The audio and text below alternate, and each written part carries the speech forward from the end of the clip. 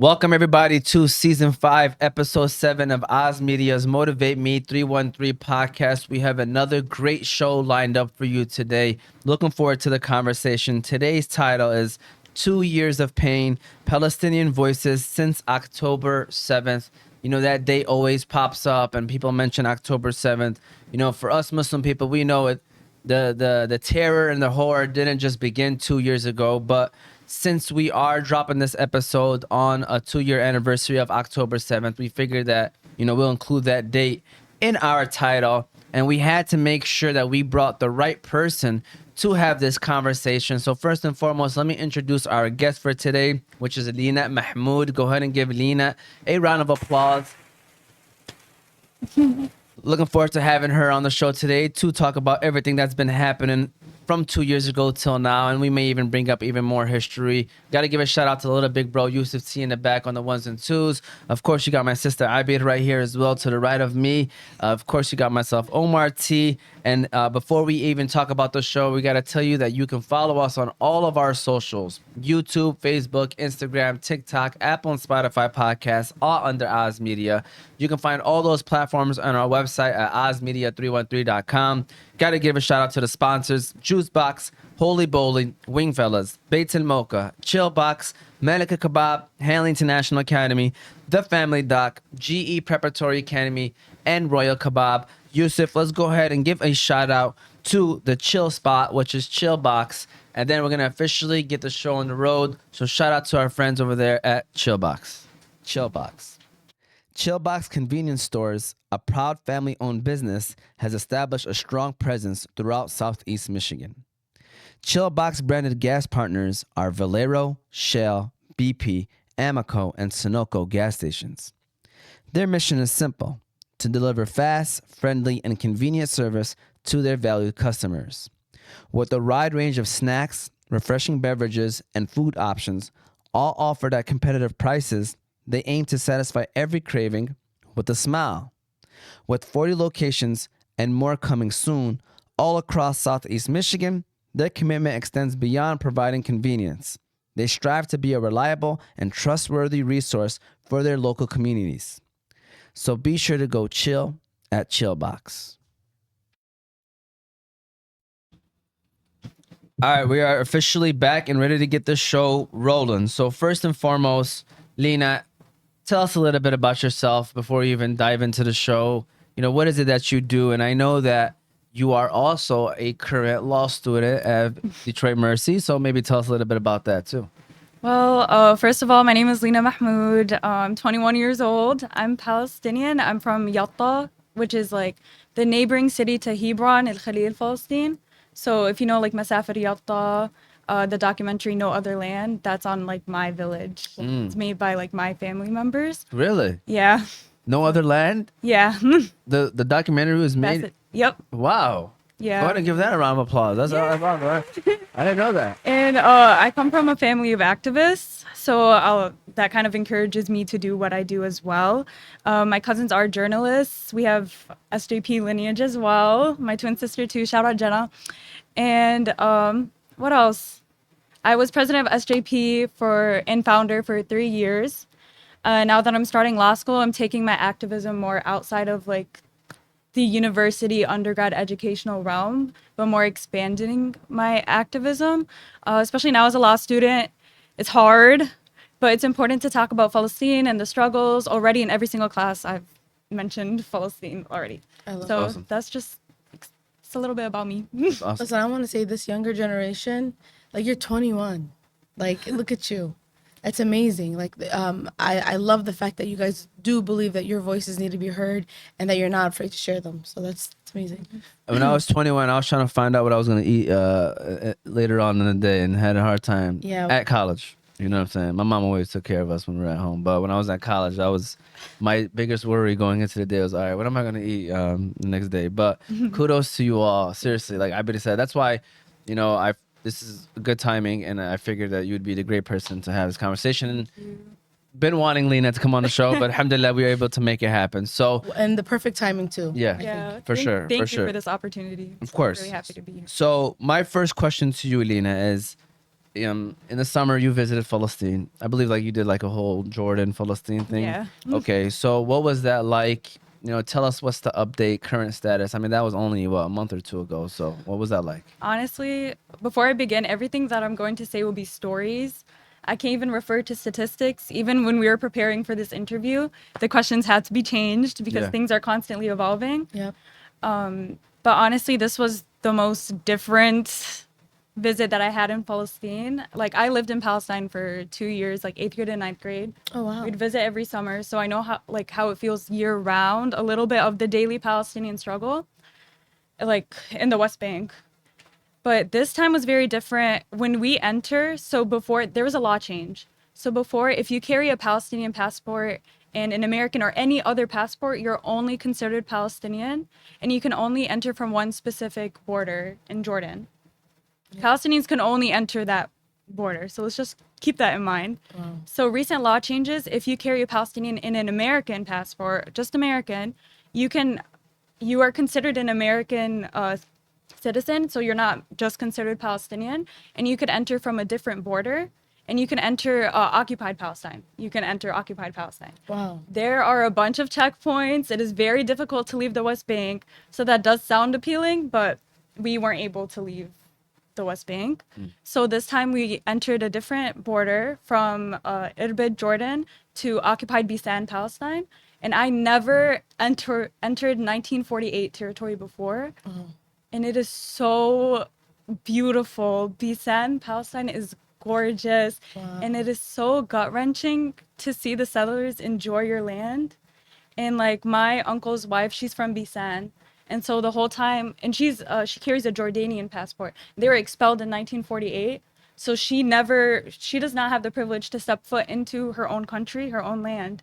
So we were just taking a bunch of videos just for her. And this is just entering Palestine. And then when we drove through Bisan, we entered the West Bank.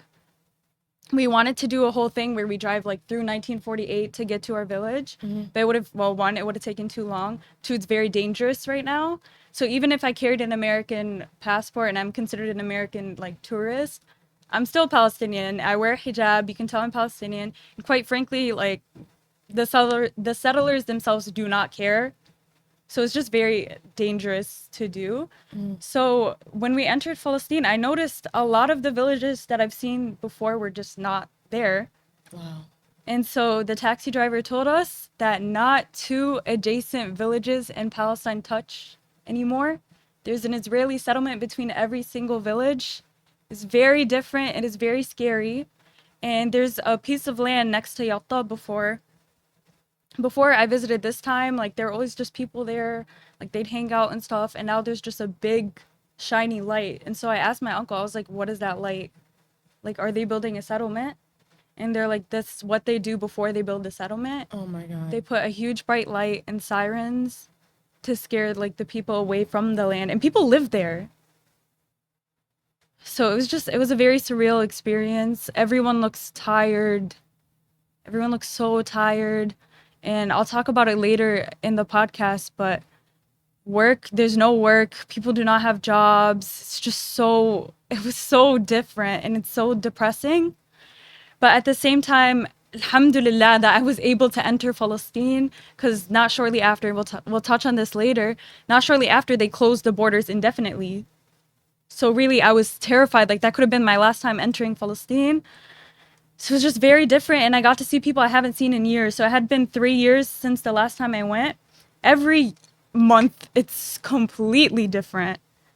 So it just goes to show, like, the West Bank and the daily Palestinian struggle is just constantly, like, evolving either for better or for worse. And it's so sad to know that our tax dollars go to that, so. And you didn't even enter the Gaza Strip. I can't enter the Gaza For Strip. sure. So like it's not even where the war is actually happening. The war, right? The genocide, but that's crazy. So I know you kind of touched on significant changes that you've witnessed with the Palestinian families, both daily and maybe even long term. Like I know you said that they look tired. No jobs. Yeah. Is it, anything you want to expand on that stuff? Like just a daily Give us a day of a Palestinian person. So I can speak on Yatta, Palestine. Schools. So the Palestinian authorities, the Israeli cut their funding for like government positions, like teachers, doctors, engineers. They're not getting paid. It's not even delayed. They're just not getting paid. So the livelihood really decreased. So how does that look like in schools? I studied in Palestine. There was barely any, even if you had Wi-Fi or electricity or computers or anything, the electricity cuts out ever so frequently, and it's not something reliable. And so who cuts that off? Israel. But anyways, so schools have been moved to 4 days a week rather than 5 because teachers aren't getting paid. There are strikes every week. And out of those 4 days, 2 are in person and 2 are online. Not everyone has Wi-Fi in their house. Not everyone even has a computer. And you think here, oh, just go to a library. Oh, just ask school. Nope, they do not have that. So education is a form of resistance. And the apartheid state is threatened by educated Palestinians. And even such a basic human right to be educated, to go to school, to do whatever you want to do, to build a society.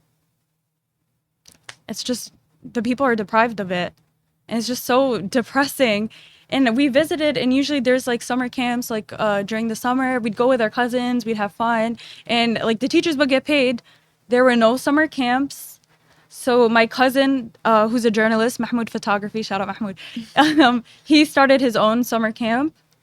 And so it was very like exciting. And through that summer camp, usually it's like fun activities and such. But no, they were teaching the kids all of the stuff that they missed out throughout the year. Wow. And it really impacted the educational system because we have like a college entrance exam called Tojihi.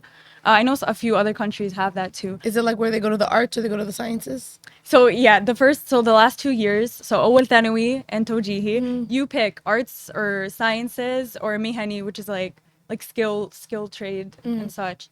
So Tojihi is the exam that you take after like your 12th grade of school.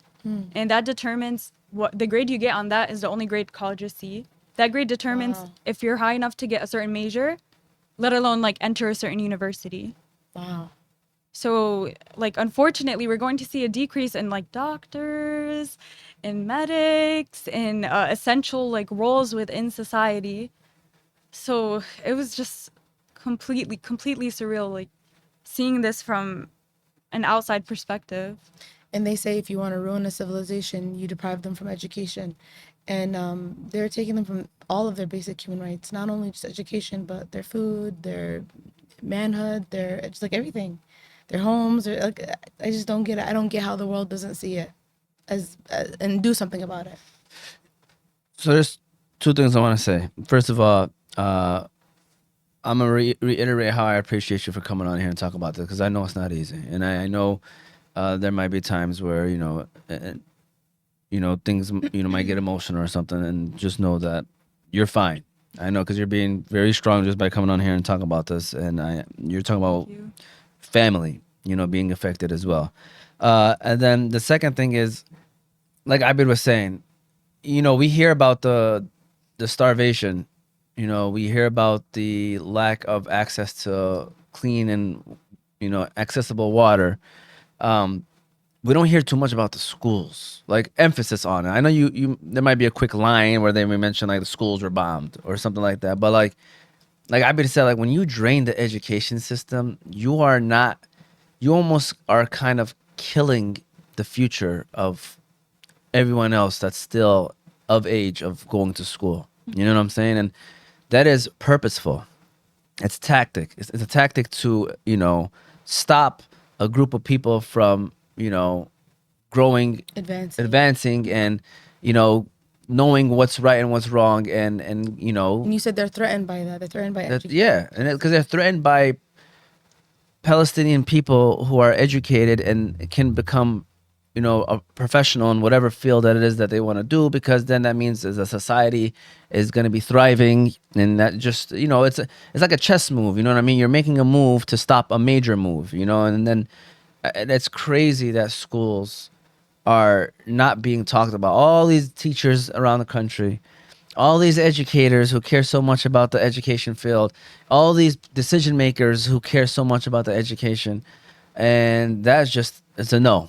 It's definitely a control tactic. They want Palestinians to be smart enough to know how to build a society, how to defend their land, how to make use of the scarce resources they have to develop those basic human needs. We have this thing called Sayyarat Shatib. So basically, it's like stolen car parts or stealing back, taking back. It's like a Red Robin Hood moment. Taking back the cars that Israelis stole from us and building your own cars. Wow. So that's like a big thing in Yatta specifically. But it's just it's sad to see, but it's something that we can work on at least here. So I'm very much about, I encourage action, especially when you're privileged to do so, especially as a Palestinian in diaspora. So there are opportunities here in which you can educate others, and that's why, and I'm getting like ahead of myself in the interview. It's okay. But yeah. that's why I encourage people to read books about Palestine, read history books. It sounds boring, but trust me, it's not boring when you read it. It's kind of depressing. But I encourage you and like everyone to be knowledgeable on the topic in order to teach others. For example, I interned at CARE, Michigan, so the Council on American Islamic Relations.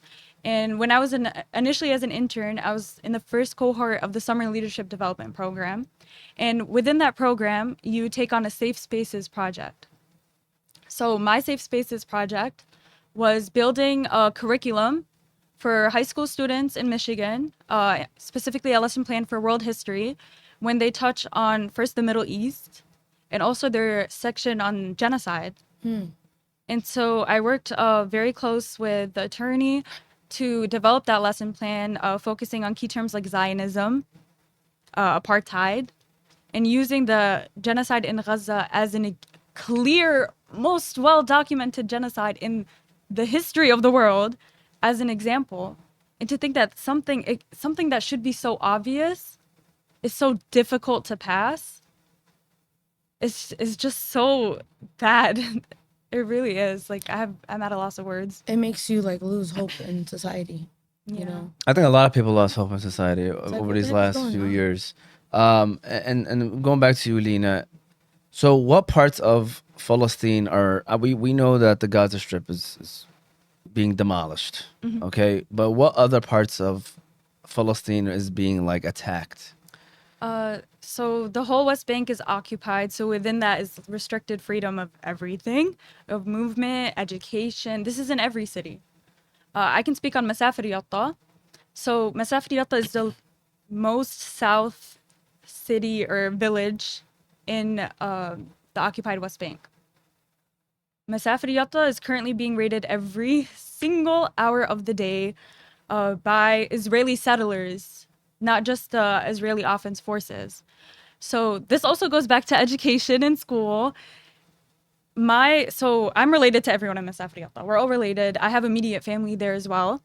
And there's one school. That school is for all grades. And the school is very small. I've been in it a bunch of times. I wasn't able to enter Masafir Yatta this time. Wow. I wanted to with my cousin, who's a journalist, but he said, if you go, you're going to get killed. Do not go. Over the past few years, ever since the last time we went, a lot of my cousins have been arrested just for walking on the land, their land. And it was legally, even in like the Israeli legal system, it was legally still my family's land. They were all arrested, tortured. One of my cousins was murdered. And it's just very difficult. But anyways, these schools, K through 12, there are only like 10 students because everyone has been displaced, have been forced out of their homes. All the homes have been demolished. And everyone who's there is just constantly rebuilding their homes, demolished, rebuilding their homes, Oh my God. demolished, cut off the water system, putting poison in their water. So it's very difficult in the Masafir.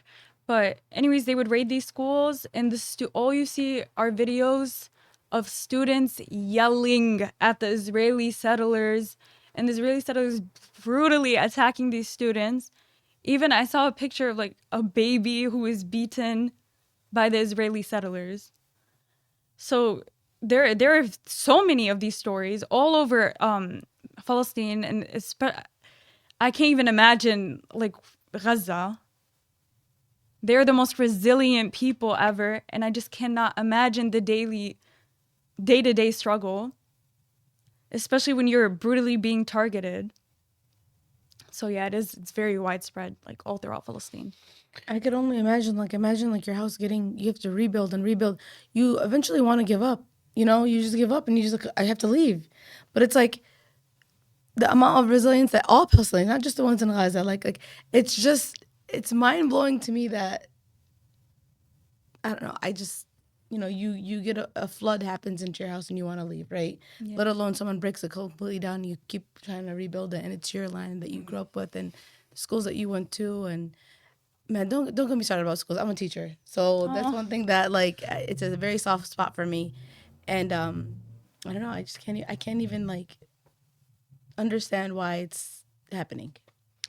Yeah, and it's mind-boggling, and we're gonna jump from place to place because we have questions all over the place. And so let's go back to the borders. They were closed. Now they are open currently. Who knows? By the time we drop the show, it might change again. But borders were recently closed in Palestine. People couldn't go in and out. So I guess what does that mean, or what does that look like for the Palestinian people? So honestly, this is something that Palestinians are used to. It's like my mom said while I was practicing for this. Ala khatirhum. The borders closed depending on their mood. There aren't specific times for the border to open. So you could just imagine people who have been out of Palestine for months who are not able to go in because it just always shuts in their face. Recently, we had this struggle when we went to Palestine. It was crazy busy because they just kept opening and closing, opening and closing.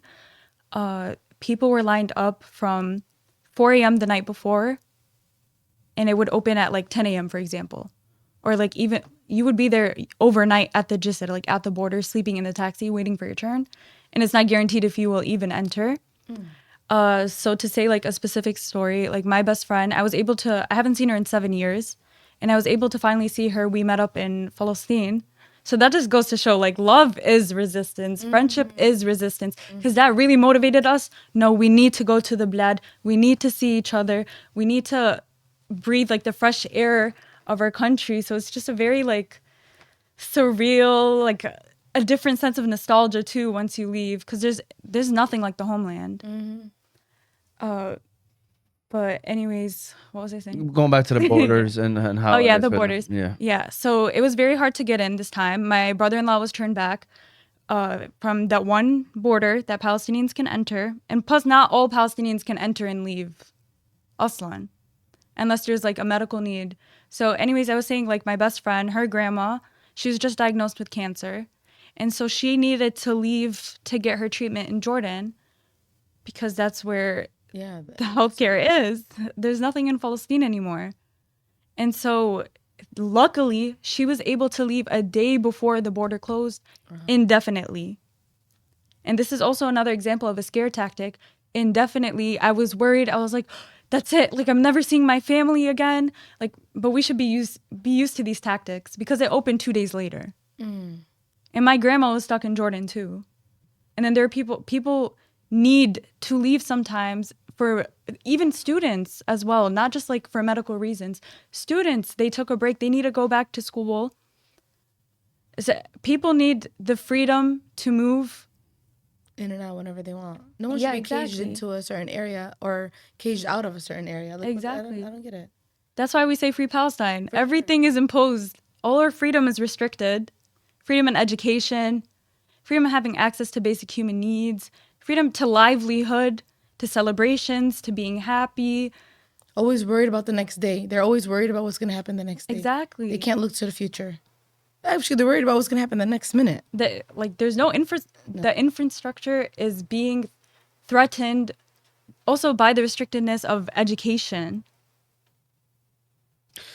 I know you're a strong woman. Thanks. But was there ever, not just with you, even the people around you, honestly, was there ever a fear of like something could happen at any moment to you guys? Yeah. While you were there? For sure. I can speak on myself for this one. Me, my mom, and my sister. So this was new to us that there were Israeli settlements between Yatta and the main city of Al Khalid. This was new to us. And so we were like, okay, let's go to Khalil, let's buy thobes, let's go shopping. Let's buy like Palestine map necklaces to show that we are Palestinian. Show the camera one more time. That necklace. There we go. Right there. I don't know if it's put on wrong, but No, it looks good. Bling bling. Bling bling. yeah, but existence is a form of resistance. And that's why Palestinians, we're obligated to show that we are Palestinian everywhere we go. It's a great like icebreaker question too. Like some people are like, "Oh, what's that necklace?" Let me tell you, we have been occupied for a few years now. Let me educate you real quick. Let me educate you real quick, and it's effective. It works, and if it doesn't work, then there's a problem with that person, and you don't want to be near them. Exactly. But anyway, So I always ask people. I tell people, no question is a stupid question. Please ask me. yeah, Like, please. exactly. Yeah, go ahead. Sorry. Good. Yeah, and also like never be afraid to have those challenging conversations. Be comfortable with being uncomfortable, especially like you do not need to be a human rights lawyer. You do not need to be a doctor sent to Gaza in order to help the people of Palestine. Even just like in your workplace, you see someone holding a Starbucks cup, be like, hey, don't do that. But anyways, so we were going from Yatta to El Khalil. And as we were walking, there's a Israeli post, like a checkpoint, and that has always been there. But the neighboring settlements were not. So this like checkpoint was known to be abandoned, but they would come from time to time. And it's just scary when you're driving from city to city, which again, you are not guaranteed to leave. So say you're at checkpoint A to B, not guaranteed to go to B. B to C, you're not guaranteed to go to C. And you're not guaranteed to go back to A. So if you leave home, it's not always guaranteed that you're able to go back home that day. But anyways, we left to go to Khalil. We took a car and they stopped like in the middle of nowhere. And they're like, okay, you have to get out. You have to cross the street and go into this car in this place and whatever. And I was like, are we getting kidnapped? Like, what is going on? Yeah. I was so scared. And my mom was like, what's going on? What's going on? Was it a regular taxi person? It was Sayyara Shatib. Oh, okay. Yeah, so we don't have taxis like that. But anyways, so another lady was like, "No, Adi, like you just go through whatever." And we called her cousin. She's like, "Yeah, just listen to the guy." So we crossed the street to go to the other car. My sister is walking ahead, and it's just me and my mom walking, and a bunch of Israeli soldiers, fully armed. They're always holding their weapons. We're just walking around us. So it was very terrifying. I was singing the Shahada while I was walking. And I was like, we had to act normal too. We cannot show any sign of anything or else they're going to do something. So we keep walking. I'm looking down. And then they walk away. So I get scared because they're walking in my sister's direction. They walk past her and they close the roads to enter Al Khalil. So you guys couldn't go? We walked around Oh, okay. without them seeing. Oh, okay. So if they see this, we did not do that. But we walked around. Hey, But they just said that went. we were buying thobes today. Yeah, we did. But they put tires in the way. Cars were not able to leave. So now that we got into Khalil, we were like, how are we supposed to leave? So at the end of the day, they were like, oh, they fatahu tariq, like you can leave. They opened the streets. We're at the end. We want to do our last minute shopping. The streets were raided by Israeli soldiers. You were just flooding, walking in. And this is the middle of like the balad. So this is where it's like busy. And they're like, in their accents, like you have to close the stores now. They had a religious celebration in the Ibrahimi Mosque, and that's something I can talk about too. I visited the Ibrahimi Mosque, and they only let us in because I held up my American passport. And usually when we would enter, I would hold up my Palestinian ID, and not everyone can enter the mosque. We go in. 80% of the mosque has now become a place of worship for Israelis. Oh my god. And it's right where Ma'bar Ibrahim alayhi salam. Yeah. So it's infuriating to see. And I go to the Ma'bar and I look across and all I see is like this Israeli soldier like on her computer doing God knows what. And them like laughing at us. So it was just surreal. And we try to leave. They shut down every place. Alhamdulillah, we got on the last like taxi that was able to like leave. But the streets were closed, and so we had to go through someone's land. And it was like a whole business transaction. Like we had to pay like 5 shekels, which is like over $1. But to them, it's a lot now. Yeah. You have to pay, and like this has been a regular thing. The roads were already paved. So Palestinians have to live.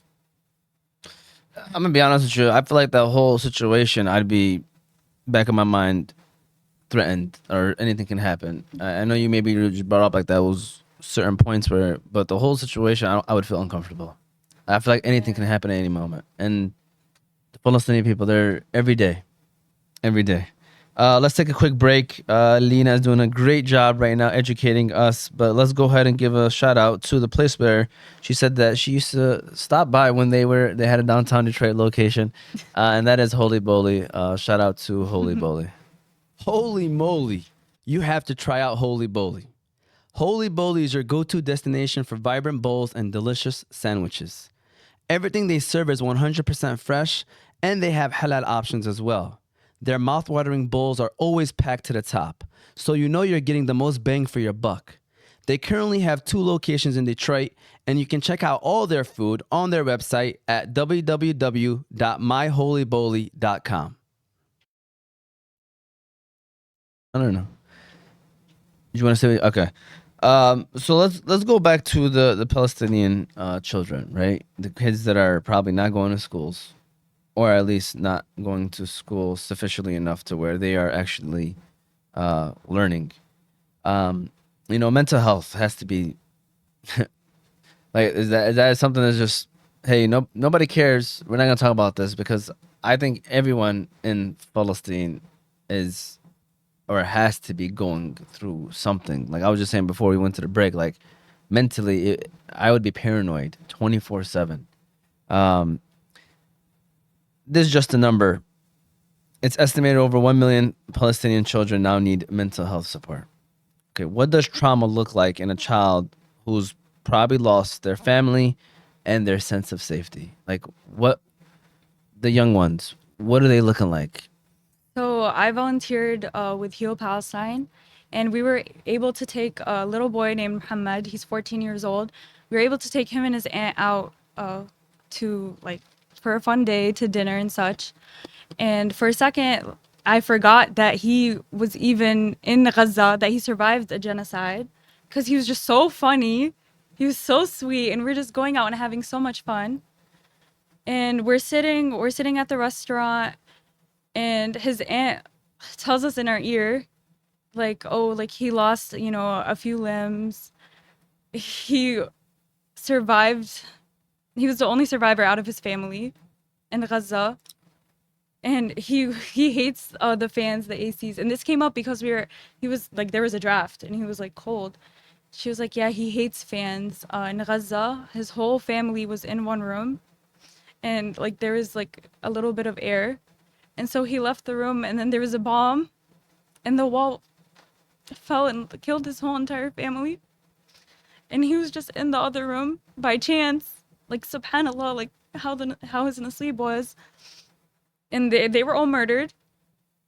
And I obviously had to like hold back. He went through all of that, and he was acting like a normal kid. He was receiving treatment. He was so happy with the progress and the amazing work that Heal Palestine does in his physical rehab. And he was telling us like how he's able to walk like regularly now, and he just loses balance every now and then. And it was so sad to see it. And then after that, I'm talking to him, and he's like, oh, how old are you? I was like, oh, I'm 21. He was like, oh, my sister like was 21, Allah yarhamha. And I lost it. And to think that like Palestinians, Gazan children are so resilient, but it's not just the children who are traumatized, it's the adults. His aunt, just like, she would get every little thing would remind her of like her nieces, her nephews, her sisters. And it's just so like depressing to see. But also subhanallah, like they kept saying how do you say alhamdulillah after seeing your whole family murdered? And this isn't just words, it's something like you can't even imagine it. And so like subhanallah, like there's just so much tawakkul, and so much, you really have to hold on to your faith, you really have to hold on to your deen in order to endure the genocide. And that's why the people in Palestine are teaching, and the people in Gaza are teaching us a lesson. A lot of my life has changed. Yep. Ever since this genocide has began. And, ever since I was little, I knew I was Palestinian. It was always free Palestine. I'd always attend protests, rallies. And before, I had more freedom going to Palestine. I was able to go every single summer. We lived there. It was different. But now, even us, like, and we need to learn from the people in Gaza in our day-to-day life. You need to reflect, sit down, reflect, think about your deen, think about your relationship with Allah. What are you doing to help people who are oppressed, not just in Palestine, but all over the world? What are you doing to help people in our communities? Are you really doing the best that you can do? Are you bettering yourself? So it's just it's surreal. Words can't describe. I can't even like speak to imagine the trauma that people are going through. And I've spoken with like a few people who have survived the genocide in Gaza. And usually you wouldn't even know when you see them. They're just so cheerful. They want to live life. They want to be seen beyond their struggle. But also they feel obligated to spread the message of Palestine, especially when you see journalists who survived the genocide.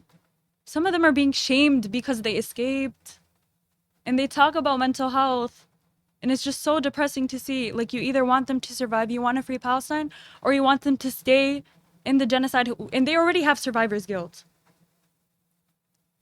So, mental health It's ruined. is ruined. And the only thing that can help you mentally after all of that is Allah. Yeah, I was gonna say. You brought up a couple great points. One, reflecting on yourself. That's something that definitely, because you think to yourself, like, they're going to Jannah, even if they passed away, and they passed away as a martyr, they're gonna go straight to Jannah. They're saved, right? And we're gonna be held accountable for what we didn't do, or what we didn't say, or we didn't share, and how our life, like, we have it easy. You know what I'm saying? What struggles do we really go through? Like, our struggles are nothing compared to what they're going First through. world problems. I know, and it's just like it puts you in a perspective of saying Alhamdulillah, because do we say it enough? And then look at what they go through, and they're constantly saying it, And I don't know, Allah. I didn't want to get emotional, but here we are, because it's. I don't want to say that it isn't fair, but Allah's the best planners. Allah knows what He has in store for them, and we know what Allah's we know that everybody will get what they want, what they need, and they'll get what they deserve at the end. I always go back to a video where somebody asks, you feel like you're being tested. He's like, we've already passed our test. It's the people out there watching this. It's being tested right now. And that line always stays with me, because it's like, they've already passed their tests just by being in it. We're the ones that are living here like everything is normal. We're the ones that are being tested in this situation. And subhanAllah, that is our next question, was about the Islamic faith and how maybe can you touch on a little bit more about that? Like, that maybe by being there, like, what did you see with the people? Like, how they just stuck with their deen. I'm sure that everybody was still praying their salahs. They were still doing what they were supposed to do in that sense. So, like, how did Islamic faith still be the driving force to why people kept doing what they were doing in Palestine? Honestly, I said every time I went to Palestine, it's been different.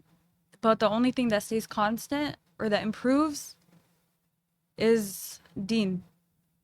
The aspect of deen and within our villages. For example, when we were there, Al-Aqsa was raided. And I've only been to Al-Aqsa once. I'm not allowed to go there. But we snuck in because that is my right. Yeah, I like that. And it's gorgeous. It's beautiful. Like, subhanAllah. But it was raided. And people stayed. People remain. Because they have that. We know that it is our Islamic right to pray. To pray في Al-Aqsa. Also, the increase of Salat Janaza. Especially we see in our village. So our house is across from a graveyard.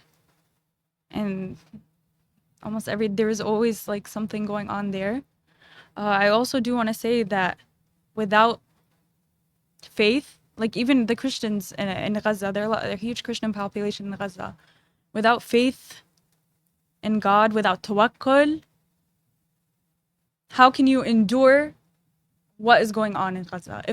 If what's going on in Palestine and Gaza and any like basic human right that has been stripped from the people, we're out here thinking, Alhamdulillah, Alhamdulillah, Alhamdulillah, we have first world problems. We shouldn't be complaining. We should be grateful for our surroundings. We should be praying. We never know when it's our last day. We never know when it's our last day. And then the people in Palestine, they are aware that the end could happen at any moment and that they want to die in the best of their iman, in the highest form of their own like iman and in their faith.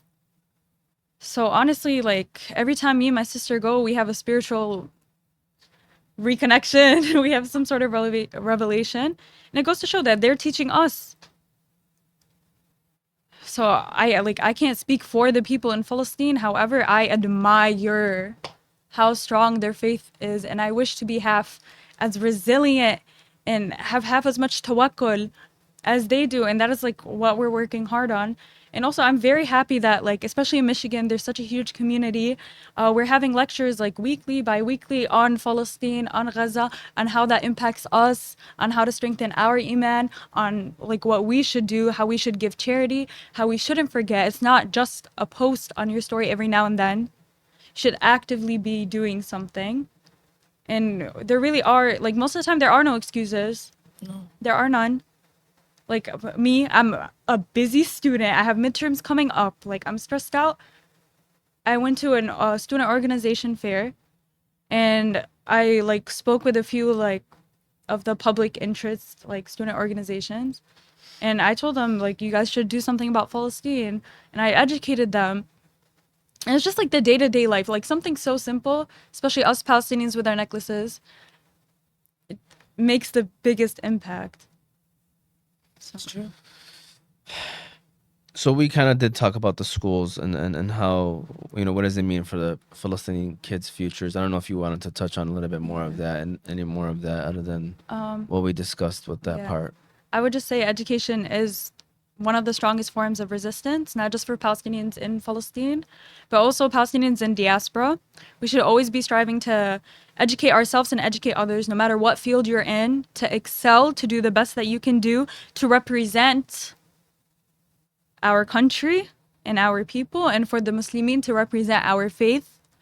And because Israel's threatened by us being educated, they're threatened by us having infrastructure.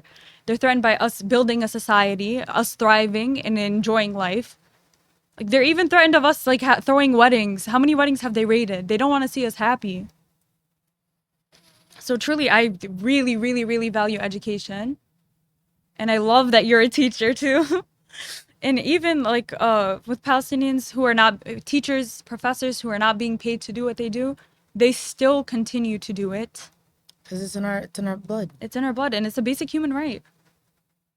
And the occupier, the apartheid state, cannot take away your education. Mm-mm. They cannot, and that's why they are so completely threatened. They want to control us, and if we are not educated on our culture, on our history, on means of survival, means of thriving in a society, then we would have nothing. We're going to give Lina another break right quick and give our last ad of today. And we're going to go ahead and give a shout out to a school, and that is GE Preparatory Academy. Yusuf, let's go ahead and give a shout out to GE. And then, believe it or not, Lina, we're moving into the last third of the show. So shout out to GE. GEE Preparatory Academy. You have a kid that wants to work but can't because they have to go to in-person classes? Sign them up for GE Prep. You have a kid who plays travel sports and doesn't have time to attend in-person learning? Sign them up for GE Prep. GE promotes mastery of the 21st century skills, literacy, integration of technology, problem solving, and inquiry thinking. The GE mission focuses on what it considers to be essential character traits for the development of the whole child: respectful, responsible, tolerant, collaborative, creative, curious, empathetic, and ethical. It is the goal of GE to graduate students with the skills and character traits needed to be successful in college, work, and life. Online learning is the new way of learning. You can sign your kid up for GE Prep by going to their website at ge-edu.com. You guys have it for, because So, I mean, if you're gonna say it, we don't. No. What's that famous line? I need to stop oversharing. I'd be oversharing on this podcast. What's that?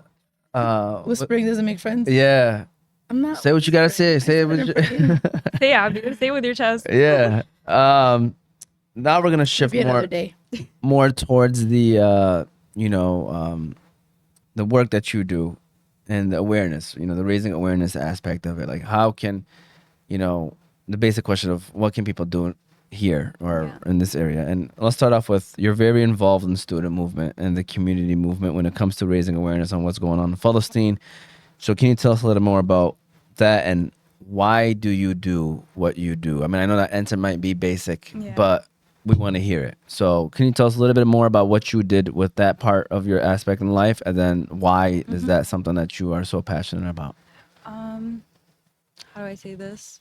Well, first of all, I feel like you can never do enough. I feel like there's so much more that I can do and I could hold myself accountable doing. So when I first started at Detroit Mercy undergrad, the first week I started SJP. I was like, how do we not have an SJP? We need to start this now. And this was before October 7th. So let's just keep that in mind. But through that, well, we just had like a bunch of educational seminars. We were working with other local SJPs as well. I even was part of the national SJP for a while. And that experience in itself is just, it was a very valuable experience. And the way you see different activists across the country, how they conduct their activism, the problems that occur when you're an organizer, when you're a community organizer, and the different resolutions for that as well. So I was very involved with SJP. I also was an intern at CARE. And CARE was very, very, very helpful when it came to the student encampments and when it came to us being deprived of our freedom of speech and of our rights, our constitutional rights that this country is built on. And yeah. She knows that for a fact. She's a lawyer, by the way. That's a fact. Legally, I'm not advising you guys. Anyway. Yeah. Anyways, I had a bit of work with that. In high school, I was a writing fellow with the Arab American National Museum. So I was able to publish like a little like zine on Palestine as well. It's called Asbahat Zaytuna. Actually, I just remembered that. It was so cute. Yeah. So there's a lot of things that students can do, like attending rallies, giving speeches, local organizing, volunteering. I advise people to be connected. You do not have to be a student. To be connected with their local SJPs. I feel like that's like the most convenient or easiest way to know what is going on within the community, like when a protest is happening and such. Tune into Oz Media. Hey, look at her. They post a lot on like different opportunities and such. Appreciate you. And also, if you are ever like struggling legally, and it has something to do with your activism or even like with just being Muslim, reach out to CAIR Michigan. That's CAIR Michigan, the Council on American Islamic Relations. That's a great resource. They do pro bono work for like nonprofit civil rights advocacy work. Also, that's a great opportunity for youth and adults too. They have they had a leadership symposium as well. They have the summer leadership development program, different internship opportunities. Wait, this is with CARE? This is with CARE, yeah. Wow. And advertising. Yeah. And this is not just if you're like pre-law, if you're interested in the legal field as well. I would also say, again, be comfortable being uncomfortable. Educate yourself, have those challenging conversations, because those are the most meaningful conversations. For example, in high school, I went to a very predominantly racist high school. And me and my sister I was the darkest person in the school, which is crazy. And me and my sister were the only Arab, like the only Muslims, visibly veiled. And we were called a bunch of slurs. Wow. And the second they found out we were Palestinian, they were saying a lot of stuff too. And this is back in like 2022, 2021, again, before October 7th. But within that, like, we were like, okay, we need to do something about this. What if there's we didn't care about ourselves. I was like, I'm gonna just ignore you and keep going. But like my little brother, what if he goes to that high school? What if there's another Arab that moves onto the island? I live on an island, into the city as well. So we facilitated meetings with the school board. And we were like, this, that is occurring. There was no like action, no change. And then they put up a book in the library, like in the display. This is the only library that's open to the public. It's in the high school, and it said like reasons why I hate my hijab. Who wrote the book? And that was their means of being inclusive. And so little high school And it was me, displayed. it was just in display for everyone. Book of the week. Book of the week, exactly. So little high school me was pissed. And also this is also why I got into law too. I was so mad. I was like, what is this? I literally school board meeting and I just walked in. And I was like, this is Islamophobic. This is racist. This is terrible. I have a question. I'm going to cut you off. I'm sorry, Go because ahead. then I'm going to forget. Go ahead. Okay. So growing up, we were kind of taught like don't be a problem. Just go to school, get your education. Teachers always right. Like that's how we grew up. We're always obedient, whatever the case may be. So now fast forward, I'm teaching, and now this year I actually get to teach a leadership class, which I absolutely love. And I'm looking for ways to have them learn how to advocate themselves in the right way. Okay. So my question to you basically right now is, how did you get to the point where you felt like you were confident enough to go to the school board? Like, who was your inspiration, or how? Like, obviously you had to have somebody behind you that supported you because you're young. You know what I'm saying? Especially think about middle school. So like, when did it start? When did Lina, the activist, the one that wanted to tackle the world, start? And like, who was behind you when it came to that? Well, growing up, we would hear stories about my grandpa, Allah yarhamu. So this is in Yatta, again, where education is restricted. He had a PhD in history, and he was a professor, and he was a principal and a teacher, and he was the mayor of Yatta. Wow. And so, like, whenever I visit, like, for example, this time I see his library, and it's a bunch of books, English books too. He was teaching himself English. Your grandpa was the mayor of Yatta. Yatta? Oh, Yeah. y'all big name family then in there, huh? We got some Movies. royal blood in us. Yeah, we about to Theirs. visit there, get some full access. But anyways, so we were always taught about how like my Jidda Allah yarhamu would teach other people about the history in Palestine. Like in Palestine, and when he visited America, when we were born, he would go around and telling our neighbors, like, oh, they'll be like, oh, where are you from? Oh, I'm from Palestine. Did you know we're under occupation? Do you know what Zionism is? Do you know that our government does this, that? And it genuinely, it's a positive impact. It's very meaningful. So you feel like your family was... So I feel like, yeah, my family, but also my parents as well. There are a lot of pictures of us ever since we were babies with like the Free Palestine and such. Oh, how It cute. was kind of engraved in our blood. But my first situation was in middle school. And this was in Dearborn, when I lived in Dearborn. And our global studies teacher was saying Israel, Israel, Israel. And I was the only Palestinian in the class. And everyone else was like forget it, whatever. And I'm like, I didn't even say anything, but like, forget it, whatever. And then I was like, I can't. Like, it just out of rage. It really angered me. It's Palestine.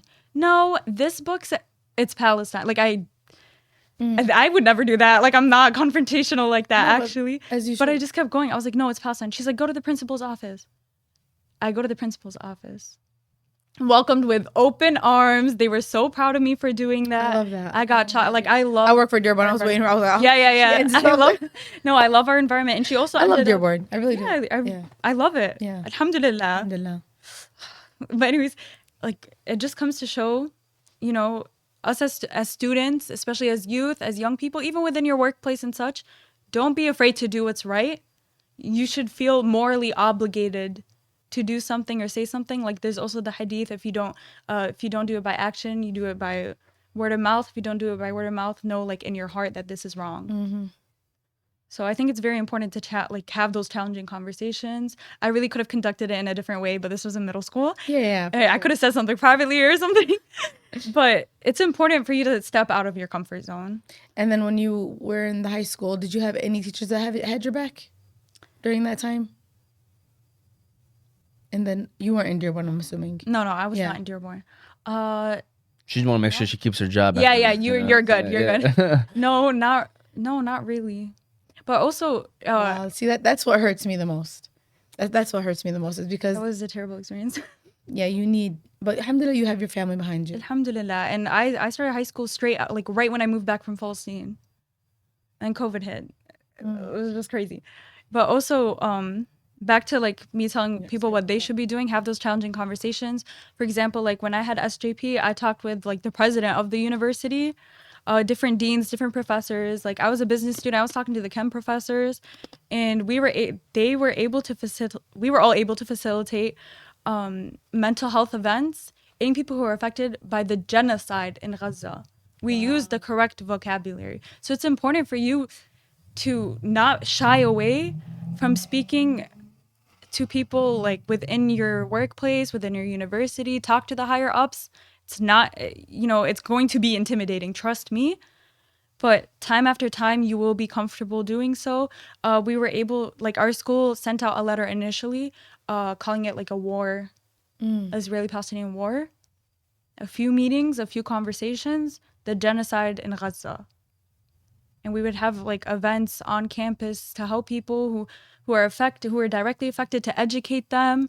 And now it's not just like the NSJP movement. The professors were organize these things. So alhamdulillah, like I was very privileged to be at Detroit Mercy, and because like our school was so cooperative and helpful, like that's also why I continued at Detroit Mercy Law.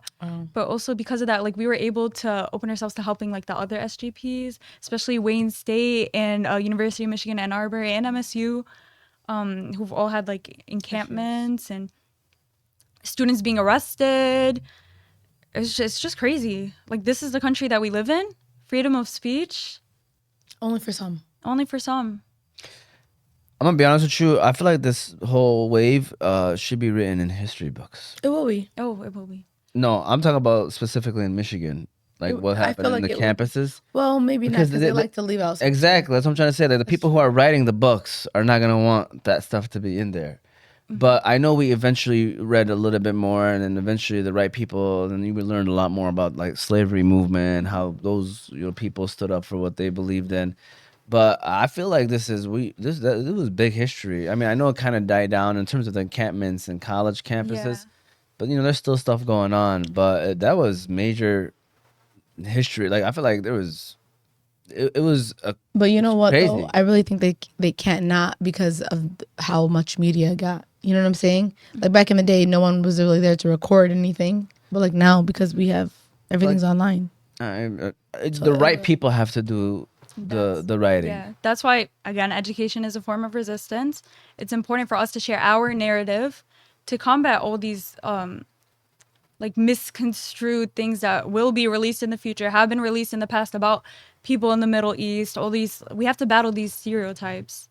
So that's why it's important for us to step up and do what we can, like on our side of the world as well. So you kind of, being the educated person that you are, you kind of answered two questions in one, because the next one was basically what are some volunteer opportunities, and you kind of gave people that option and kind of talked about that. Anything else you want to mention in terms of like how you can support, like maybe even if the people that are not Muslims or not Arab, how can they raise awareness for the Palestinian people? Any other things you would like to throw out there or mention? So I would say the easiest thing you could do is post on social media, just spreading awareness. And people may say, oh, it doesn't matter. Oh, I post, like everyone already supports Palestine. That's really not the case. Honestly, even like the Arab who you think like would be following you, you could see them at McDonald's the next day. Like some people have la haya wa la khajal, honestly. Say number one thing is boycott, because boycotting works. Boycotting is deeply effective. And also attending mass protests, like we've seen in the UK, our original occupiers, dating back to the Balfour Declaration. The UK, after all these mass protests, after 2 years of people constantly showing up, and it's tiring for us. But you can't imagine how tiring it could be for the people that we are protesting for.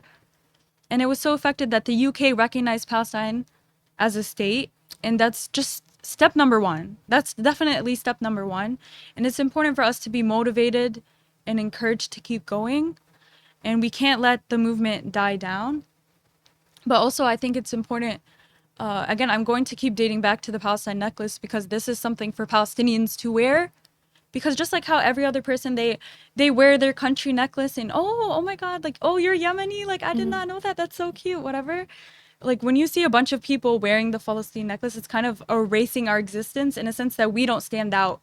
Like whenever I meet someone, I'm like, oh my God, you're Palestinian, like I'm excited, like oh my God. And they're like, oh no, like I'm not, I'm just wearing this. And I was like, oh okay. But I just think it's important for cultural appreciation rather than cultural appropriation. And I feel like that's just something that a lot of the Palestinians in the community have been facing, like even wearing thobes and such. Like you should know when it's appropriate to wear it and such, instead of treating Palestine as just a cause and I'm just going to wear this. But also know that we have our culture and it's our responsibility to preserve it. Yeah. It's not a trend. 100%. Yeah, so that's like my message for Palestinians. For non-Palestinians, especially non-Muslims, this is not a Muslim movement whatsoever. This is not a political movement whatsoever. It's humanitarian. Yeah. And in order to support this humanitarian movement, you need to be politically literate. And if you don't feel the need to be knowledgeable on politics, if you don't think politics concern you, then in all due respect, you're privileged. You're deeply privileged. If you think politics do not affect your day-to-day life, even like in a city like setting, if you don't think that affects you, then you are deeply privileged and you should recognize that privilege and use that privilege to help others as well. So definitely, again, education is so important. Education is resistance. Read those books, educate yourselves. Don't limit yourself to Instagram threads. Don't limit yourself to just like, oh, I saw this one post on TikTok, I know everything, because not everything is a reliable source as well. Yeah, you're right. Absolutely right. So have those challenging conversations, volunteer, connect with local SJPs. If you don't know what to do, follow the accounts. They'll tell you what to do. Trust me, students are always working towards catering to the public, not just students. And I say this with confidence. And again, connect with Heal Palestine, donate. They bring children from Gaza and to host families like in all over the US. You're able to take those kids out day to day. You can drive them to their appointments. You can just visit. You can say hi. And those kids are just, don't be scared. Don't be intimidated. Those kids are so sweet and they have been through so much and they just want to be recognized as people. Like if you have kids, if you have little siblings, take them with you so that they could play together, so that they could feel like normal kids. You said it in the beginning, and I didn't comment on it, when you're like, they want to be seen beyond their trauma or the genocide, or like they want to see everyone to see them for who they really are themselves. Yeah. And that's so like, that was so sad to like hear that, but it's the truth. They be having the best lines, those little kids, man. I remember when I interviewed one of the kids, he was like, Inspiring. I said, "Would we rather be here because he was in America or Palestine?" So Palestine, I asked him why. He said, "Because the fire is Jannah. The fire in Palestine is Jannah." Listen, I'm gonna ask you this question because you hear it so much, and it's coming straight from a Palestinian person. Okay. October 7th. Those two words, I guess, and number and word. When you hear that, because it's kind of irritating, right? I mean, it's annoying because everybody likes to go back to that date or that day. And I just want to know, like, when you hear that, what's the first thing that comes to your mind? Genocide. And it did not just start on October 7th. So that's what comes up to mind. Whenever someone brings that up to me, whenever like a Zionist tries arguing with me on campus or whatever, I'll be like, how about we look before October 7th and then we have a conversation. Educate yourself and then we'll talk. And that's only for the Zionists because they won't budge if you teach them right then and there. And I just think October 7th is also a wake-up call to the world. Also, when I think October 7th, like, for example, like you said earlier, like the kid Muhammad that we took out, he was initially receiving treatment in Masr with his aunt. And so I asked him, I was like, oh, like Muhammad, you want to go back to Egypt? And he was like, no, I don't want to go back to Egypt. I was like, then where do you want to go? He's like, I only want to go to Gaza. I don't care. The second they open the borders, I'm going back in. After he witnessed his whole family being brutally murdered, after he succumbed to so many injuries, he's like, no, Gaza is no place is like Gaza. No place is like your own homeland. And the occupiers will not win. They won't. And you'll see, and Ya Rab, Ya Rab, Ya Rab, inshallah, we witness a free Palestine in our lifetime. Amen. And it's important it's the people we need to mobilize. We should learn not to rely on governments to free our land for liberation. It's the people. And it's effective. And we see this time to time over the past few years. It's effective, whether that's boycotting, getting a bunch of countries to recognize Palestine as a state, the endless UN conferences that are being held to end the genocide as well. And recently, actually they were in a meeting like on my way here, Trump was meeting with some Palestinian leaders to end the genocide in Gaza. And hopefully this isn't another one of those empty promises that we've been receiving the past few years. And the end goal is to free all of Palestine, because Palestine belongs to the Palestinians. Palestine lana, Gaza lana, Al-Quds lana. All of Palestine is for us. And it's our land. Free Palestine. And have those challenging conversations, educate others, volunteer, post, and genuinely be comfortable being uncomfortable. Even as a Palestinian, like sometimes I'm so uncomfortable that I have to like keep telling people that the genocide and the killing of my people, seeing a baby decapitated is wrong. The crazy thing is the demands of the Palestinians are just demands of life. Exactly. You know what I'm saying? Like they're not asking for, to kill all Israelis. You know what I'm saying? Not at all. So it's mind-boggling to me. But I just can't. I think about it all the time, and I'm like, well, honestly, when I thought about when October 7th happened, I'm not gonna lie, I was nervous. A lot of people were celebrating, and I was nervous. I was like, oh man, now they have an excuse. Yeah. That's how I took it, honestly, and I don't know. So listen, Yusuf, can we first of all give Lina a round of applause? Okay. We're not done yet. We want you to give us the final word, right? And final comment. I know I questioned this as in like, what's your message to the world about what's going on in Palestine? I'd rather you have a message to the Palestinian people. Mm-hmm. If you can. I know I'm kind of giving you a curveball, but not yet. I'm giving you some time to think about it. I just want to say, first of all, shout out to Lina for doing such an amazing job. Shout out to Abid as well. We appreciate you, Abid and Yusuf in the back on the ones and twos. I just want to quickly tell you guys one more time how you can follow us and give a shout out to the sponsors. And then, Lina, you will close us out, okay? So with that said, be sure to follow us. We're on YouTube, Facebook, Instagram, TikTok, Apple and Spotify podcasts, all under Oz Media. You can find all of our platforms on our website at ozmedia313.com. Shout out to the sponsors: Juicebox, Holy Bowling, Wingfellas, Bates and Mocha, Chillbox, Melika Kebab, Hanley International Academy, The Family Doc, GEE Preparatory Academy, and Royal Kebab. Abid, I'll let you say any final things so that Lina can close us out. Any final things that you would like to say or comment on? I want to say now every time, and this is not, I wanted to say this earlier. Now, whenever I feel a gust of wind, I will think of him and his family, because that was to me like, I wish I could talk to the one. What was his name? Muhammad. I wish I could talk to him and tell him that Allah has better plans for you, and I know that he had to lose everything, but he should know that he is special and that Allah still wants him to do something in this life, and that he was favored at the moment. He has more. They're favored as well because they're going to Jannah, but he has something planned for him in the future.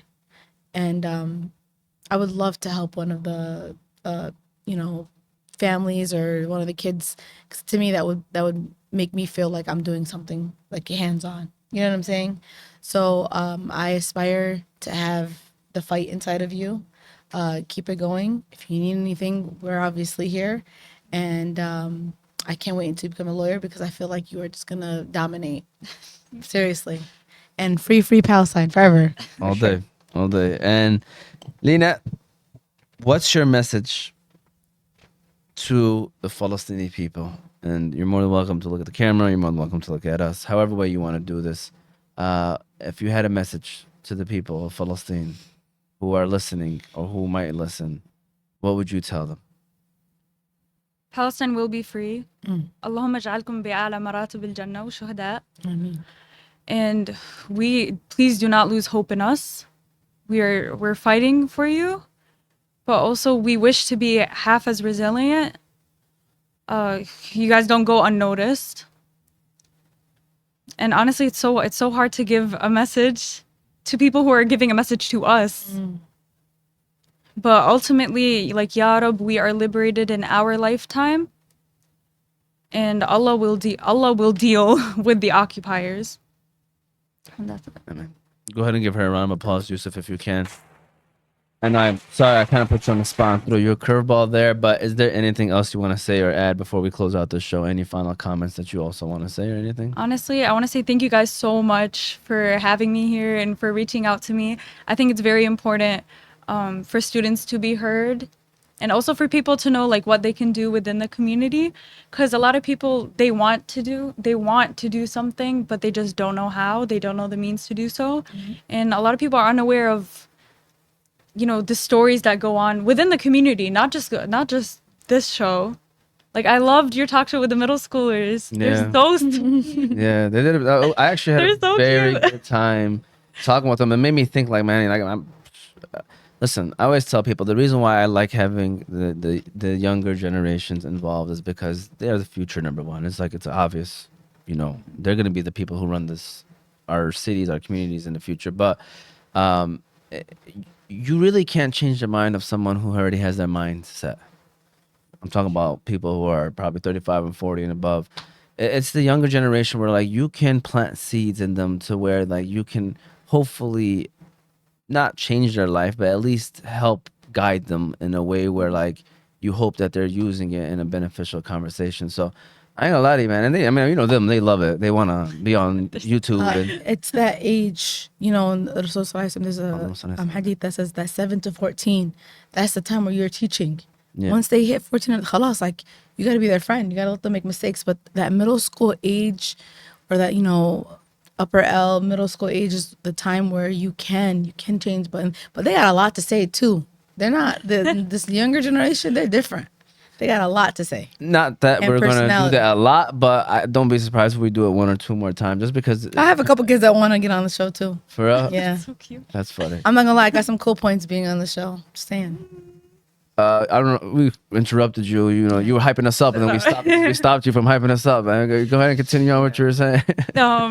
Yeah. Well, again, thank you. Yeah. And also be involved within your community, connect to even your neighbors within the workplace, try to be out there, more outgoing. That way, that's how change is made. Change is made through human connection, through communication, through understanding.